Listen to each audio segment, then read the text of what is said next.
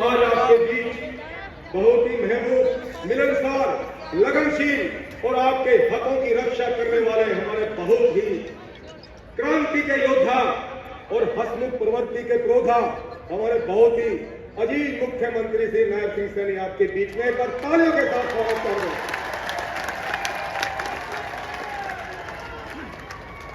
ये वो मुख्यमंत्री है जिन्होंने कुछ नहीं देखा, क्योंकि इलेक्शन एक इतना गंभीर विषय होता है कि थोड़ा सा भी इंसान चूक जाए तो 5 साल पिछड़ जाता है। लेकिन इनको इतना विश्वास था, संत महापुरुषों के आशीर्वाद पे विश्वास था, उस परमपिता परमेश्वर के विश्वास था और आपकी ताकत और शक्ति पे विश्वास था कि इन्होंने सबसे पहले इलेक्शन से पहले बोल दिया था हमें कि स्वदेश कबीर जी, मैं आपके महापुरुषों की सौगंध खा के कहता हूं, सरकार बनते ही पहली कलम से डीएससी बहाल कर दूंगा। एक बार तालियों के साथ इनका स्वागत करें। और एक हमारे आज के इस समारोह के कर्णधार जो अध्यक्षता कर रहे हैं, हिंदुस्तान की राजनीति के चमकते सितारे और डीएससी समाज के हमने जिनको पूरे हिंदुस्तान का नेता मान लिया है, हमारे माननीय कृष्ण जी, एक बार तालियों के साथ इनका स्वागत करें। आपने विधानसभा में देखा क्या बब्बर शेर की तरह झाड़े और आपके हकों के लिए, आपके हकूक के लिए अपने मंत्री पद की परवाह न करते हुए आपके लिए आवाज उठा दी। जैसे बाबा साहब डॉक्टर भीमराव अम्बेडकर ने संसद में आवाज उठाई थी जब हिंदुस्तान का संविधान लिखा था और लिख दिया था कि this democracy does not grant equality of condition, it only grants equality of opportunity, and as so for this opportunity is concerned, that must be provided to each and every person of the society who is sitting in the corner. अंतिम छोर पे बैठे हुए व्यक्ति को भी आरक्षण का लाभ मिलना चाहिए। और वही बात भारतीय जनता पार्टी ने बोल दी कि भारतीय जनता पार्टी अंत्योदय सिद्धांत में विश्वास करती है। अगर अनुसूचित जातियों में जो जाति आरक्षण के लाभ से वंचित रह गई या पिछड़ गई, उनको अधिकार देंगे। और मैं आपको याद दिलाना चाहता हूँ, इसी ऐतिहासिक भूमि पर हमारे हजारों लोगों ने धरना, जुलूस, प्रदर्शन, आंदोलन, पदयात्राएं, जेल यात्राएं की। और भूपेंद्र हुड्डा आज देख ले, जी डीएससी समाज को तुम्हें धूल समझ करके लात मारी थी, उसी डीएससी समाज ने आपकी आंखों में घुस करके आपको अंधा कर दिया। और इसी मंच पर हमने कहा था कि हम भूपेंद्र हुड्डा तुझे श्राप देते हैं, तू जन्म तक मुख्यमंत्री नहीं बन पाएगा। और मुख्यमंत्री जी जो आज विपक्ष में बोल रहे हैं लोग, मायावती बोल रही है, हम मायावती को भी हम आज इसी मंच के माध्यम से उस परमात्मा को साक्षी मान करके श्राप देते वो जन्म तक दोबारा हिंदुस्तान की कोई मुख्यमंत्री को क्या वो स्थान को नहीं हो सकती, बनाने वाले तो हमने बनाया था उनको। आज मेरे डीएससी समाज के लोगों, मैं आपसे कहना चाहता हूँ, नायब सिंह सैनी जी वो हीरे हैं जिनकी चमक दूर दूर तक जाएगी। और माननीय प्रधानमंत्री नरेंद्र मोदी जी जो एक ऐसे संत महात्मा के रूप में आपको प्रधानमंत्री मिले हैं, आज पूरा देश, पूरा विदेश उनकी तरफ देख रहा है। जब विदेश के लोग आज शांति भाईचारा चाहते हैं तो भारतवर्ष की तरफ देख रहे हैं। और मैं बोलता हूं, क्योंकि मुख्यमंत्री ने मुझे कहा कि 2 मिनट आज स्वामी जी बोले, तो मैं उनके समय में से बोल रहा हूं। और मैं आपसे कहना चाहता हूं, समाज के लोगों, एक रहिए। और ये डीएससी समाज यदि एक रहा तो हिंदुस्तान की कोई ताकत नहीं है जो आपको पछाड़ सके।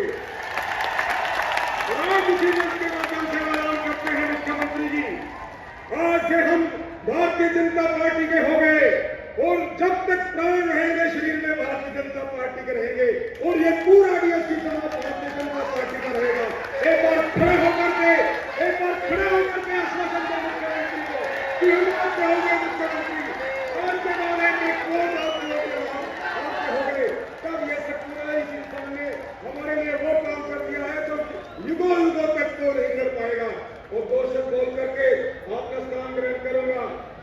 माननीय नरेंद्र मोदी जी ने कहा था, जब वो देश विदेश में जाते हैं हमारे महापुरुषों का गुणगान करते हैं, और उन्होंने कहा था कि ये भारतवर्ष साधु सन्यासी और ऋषि मुनियों का देश है, हजारों तपस्या साधु सन्यासी मुनियों ने की है। आज अगर हिंदुस्तान अगर का नाम है तो हमारे सब उस महात्माओं के नाम से ही है। और एक बात किसी शायर में लिखा था, मिडा साहब भी बहुत शेरी शायरी कर रहे थे। मिडा साहब किसी शायर में लिखा था कि हालात के कदमों पे कभी कलंदर नहीं गिरता, हालात के कदमों पे कभी कलंदर नहीं गिरता, और टूटेगी सितार तो कभी जमीन पर नहीं गिरता।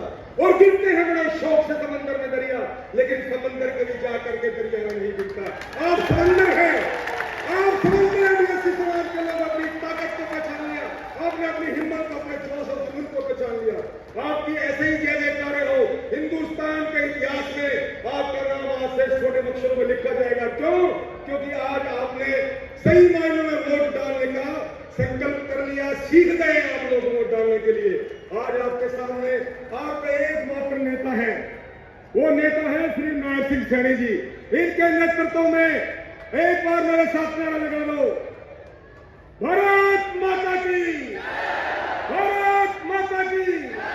बीएसपी समाज जिंदाबाद, बीएसपी समाज जिंदाबाद, भाई नायब सिंह सैनी जिंदाबाद। और मैंने पहले ही बोला था, नायब सिंह सैनी जी आप सैनी नहीं रहे हैं, अब आप वाल्मीकि हो गए, ढालक हो गए, खटीक सासी और बाजीगर हो गए, धूम ध्यान राशि हो गए, सिगिता सिगरीगर हो गए। आज से हम आपको उपाधि देते हैं कि हमारा नेता, एक हमारा नेता नायब सिंह सैनी, और जिस तरह राम के रूप में हमारा नेता नायब सिंह सैनी और उनके लक्ष्मण के रूप में हमारे कृष्ण बेदी जी उनके पास बैठे हैं। और एक बात मैं अवश्य कहूंगा, माननीय मुख्यमंत्री जी, ये बीएससी समाज 35 लाख की संख्या में है, ये हमारे कृष्ण बेदी जी जो बैठे हैं ना, इनको थोड़ी शक्ति और दे दो।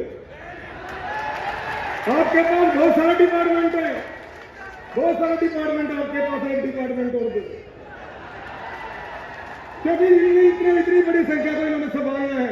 और एक मंत्री आपके ऐसे बैठे हैं, माफ करना सभी मंत्रियों को नाम नहीं ले पाता, एक मंत्री ऐसे बैठे हैं श्री अरविंद शर्मा जी, जिन्होंने सबसे पहले लेटर लिखा था प्रधानमंत्री को, मुख्यमंत्री मनोहर खट्टर को, कि डीएससी समाज तड़प रहा है, अपने अधिकारों से वंचित इनका अधिकार दे दो। इस महात्मा का भी हम मन से बहुत आदर सत्कार करते हैं। मुझे आपने सुना, मुझे समझा, माननीय मुख्यमंत्री ये निवेदन है आपसे, थोड़ा सा इनको और शक्ति दे दो, इनका भला कर देंगे, इनके सारे काम कर देंगे। आपने मुझे सुना, समझा, आपका बहुत बहुत धन्यवाद। भारत माता की, भारत माता की, नायब सिंह सैनी जी, नायब सिंह सैनी जी, आपका बहुत बहुत धन्यवाद।